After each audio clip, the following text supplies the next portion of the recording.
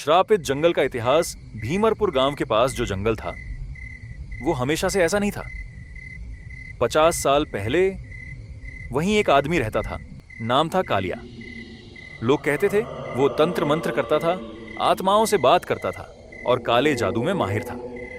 एक दिन गांव वालों ने उसे पकड़ लिया और उसी जंगल के बीच जिंदा जला दिया। मरते वक्त उसने चीख कर कहा, मैं लौटूंगा और तुम सबको अपने साथ ले जाऊंगा।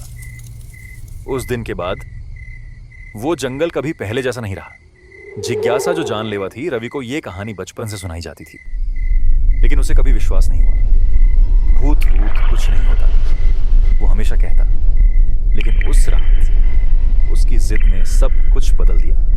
पहली गलती, चारों दोस्त जैसे ही जंगल में घुसे, एक अजीब सी बदबू आई, जली हुई चीज की, जैसे कोई अभी अभी राख बना हो। सोनू ने नाक बंद करते हुए कहा, तुम लोगों को यह स्मेल आ रही है? लेकिन रवि हंसते हुए बोला, डर की स्मेल है। समय रुक गया। जंगल के अंदर घुसते ही उनकी घड़ियां बंद हो गईं, मोबाइल की स्क्रीन फ्लिकर करने लगी और कंपास गोल गोल घूमने लगा, जैसे वो किसी दूसरी दुनिया में आ गए हों। आवाज जो नाम से बुलाती थी, अचानक किसी ने धीरे से कहा, रवि। रवि चौंक गया। किसने बुलाया? लेकिन कोई जवाब नहीं। फिर वही आवाज, इस बार और करीब, रवि पीछे देखो। पहली झलक रवि ने धीरे से पीछे मुड़कर देखा और उसका खून जम गया। एक औरत, पूरी जली हुई, आंखों की जगह सिर्फ काले गड्ढे। वो उसे घूर रही थी और फिर 1 सेकंड में गायब। डर का फैलना अब चारों दोस्त समझ चुके थे। ये कोई मजाक नहीं है, लेकिन अब देर हो चुकी थी। जंगल का हर पेड़ जैसे उन्हें घूर रहा था, हर छाया जैसे हिल रही थी बिना वजह।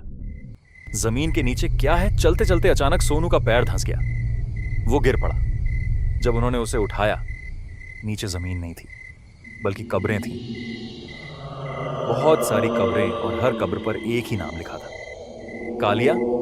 डर का खेल अचानक। चारों को अलग अलग आवाजें सुनाई देने लगी। रवि को उसकी मां की आवाज, अजय को उसके भाई की, सोनू को उसकी गर्लफ्रेंड की हर आवाज कह रही थी, इधर। दूसरा गायब अजय उस आवाज के पीछे चला गया। बाकी तीनों चिल्लाते रह गए, रुक जा। लेकिन वो नहीं रुका। और फिर उसकी चीख आई, एक लंबी दर्द भरी चीख। असली खेल शुरू अब जंगल खेल रहा था। उनके दिमाग से दीवारों पर चेहरे दिखने लगे, पेड़ों से खून टपकने लगा और हर तरफ वही आवाज, तुम भी यहीं रहोगे? कालिया का आगमन। अचानक हवा रुक गई।